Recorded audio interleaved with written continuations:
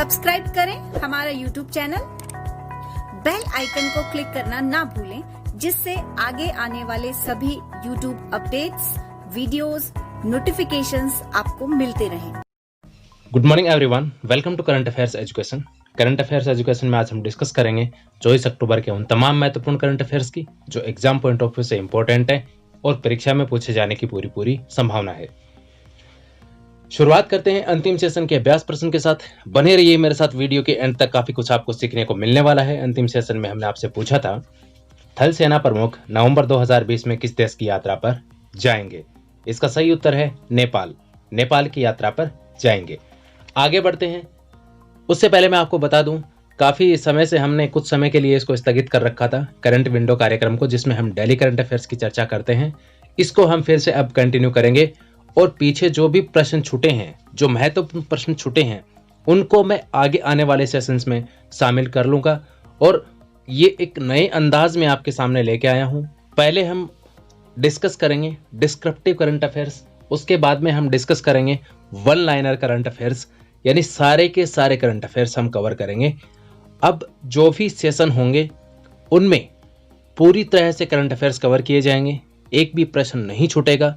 हर topic से हम questions हैं वो लेंगे और आपके साथ डिस्कस करेंगे, ताकि आपके परीक्षा में एक भी प्रश्न गलत ना हो और एक भी प्रश्न बाहर से ना आए। यही हमारा उद्देश्य है। फटाफट चैनल को सब्सक्राइब कर लीजिए। ज़्यादा से ज़्यादा आपको वीडियो शेयर करने हैं और कमेंट भी करने हैं। जो प्रश्न मैं पूछता हूं सेशन के दौरान, उसके कमेंट भी आपको करने हैं। शुरुआत करते हैं।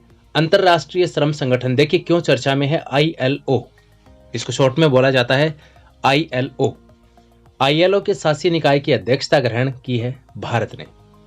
ठीक है, शासी निकाय की अध्यक्षता ग्रहण की है किसने? भारत ने। अक्टूबर 2020 से जून 2021 तक अपूर्व चंद्रा होंगे ILO के शासी निकाय के अध्यक्ष, यानी शासी निकाय के अध्यक्ष भारत की ओर से होंगे।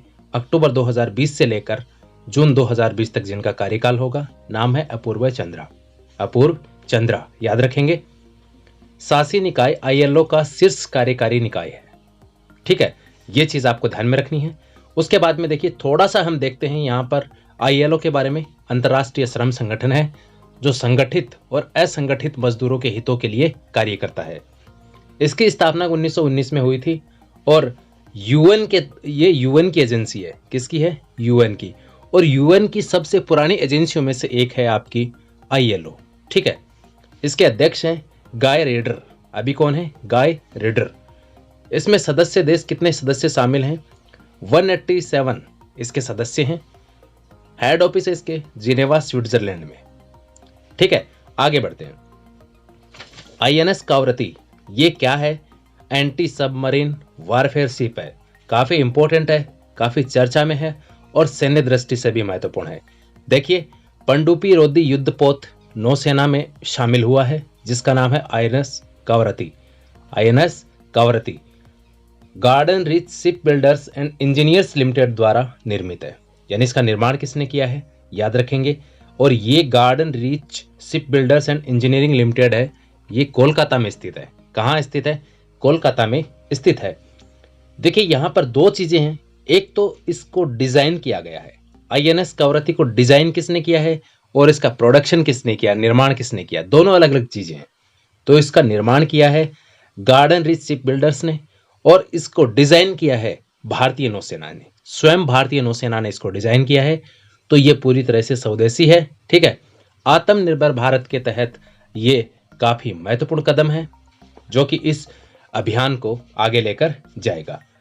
लक्षद्वीप की राजधानी है कावरती, उसी के नाम पर इसका नाम रखा गया है। यहां पर एक प्रश्न मैं आपसे पूछता हूं, लक्षद्वीप और मालदीव को अलग करने वाले चैनल का क्या नाम है? लक्षद्वीप और मालदीव को अलग करने वाले चैनल का क्या नाम है? ये मुझे आप कमेंट में बताइए। नेक्स्ट इसकी विशेषताओं में शामिल है, देखिए 4 डीजल इंजनों से लेस है। कितने डीजल इंजन? 4 डीजल इंजनों से लेस है और रडार को चकमा दे सकता है। भाई साहब याद रखना, जो आपका रडार है इसको ये चकमा दे सकता है। किसको चकमा दे सकता है? रडार को। तो काफी महत्वपूर्ण है यहाँ पर। ये शत्रु का जो रडार है उसके भी चपेट में नहीं आने वाला है, उसको चकमा देकर भी ये हमला करने में सक्षम है। नौसेना के पूर्वी कमान का हिस्सा बनेगा INS कवरत्ती। विशाखापट्टनम, कहां पर है नौसेना का पूर्वी कमान? ये विशाखापट्टनम में है और विशाखापट्टनम में इसकी तैनाती होगी। तो ये चीजें आपको ध्यान में रखनी है INS कवरत्ती के बारे में। आगे बढ़ते हैं। एक योजना है केंद्र सरकार की जिसका नाम है लाइफ इन मिनिएचर योजना। राष्ट्रीय संग्रहालय नई दिल्ली और गूगल आर्ट्स एंड कल्चर की संयुक्त परियोजना है ये। राष्ट्रीय संग्रहालय के प्रसिद्ध लघु चित्रों का संग्रह एक ही जगह पर उपलब्ध होगा, ठीक है। और संस्कृति एवं पर्यटन राज्य मंत्री ने इसकी शुरुआत की है। कमेंट करके मुझे फटाफट आप ये बता दीजिए कि संस्कृति एवं पर्यटन राज्य मंत्री कौन है वर्तमान में, ये आप मुझे कमेंट में बताइए। नेक्स्ट अपना टॉपिक है, देखिए नाग मिसाइल। दो महत्वपूर्ण ये सैन्य हथियार हैं भारत को मिले हैं, INS कवरत्ती और नाग मिसाइल। देखिए नाग मिसाइल पहले से है, लेकिन ये क्यों चर्चा में है जानना बहुत ज्यादा जरूरी है। देखिए ये किस सिद्धांत पर काम करता है, सबसे पहले तो ये जान लीजिए।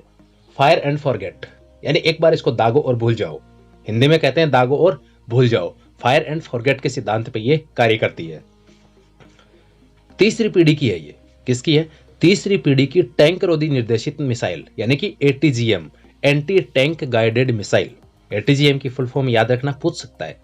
NTPC वगैरह जो एग्जाम होते हैं, रेलवे के होते हैं, SSC के होते हैं, अदर जो स्टेट के एग्जाम होते हैं, उनमें काफी बार फुल फॉर्म पूछी जाती है। तो याद रखना ATGM की फुल फॉर्म है anti tank guided missile. Hindi में बोलते हैं इसको टैंक रोधी निर्देशित मिसाइल।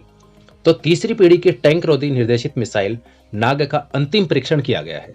अंतिम सफल परीक्षण है ये, ठीक है। यानी ये परीक्षणों के सभी चरणों से गुजर चुकी है और ये जो परीक्षण हुआ था वो हुआ था पोखरण परीक्षण अड्डे पर। कमेंट करके मुझे आप ये बताइए पोखरण परीक्षण अड्डा कहां पर स्थित है, और यहां पर भारत का प्रथम परमाणु परीक्षण भी किया गया था। याद रखना पोखरण में ही भारत का प्रथम परमाणु परीक्षण किया गया था। कब किया गया था, उस समय प्रधानमंत्री कौन था और राष्ट्रपति कौन था, कमेंट करके जरूर बताइए।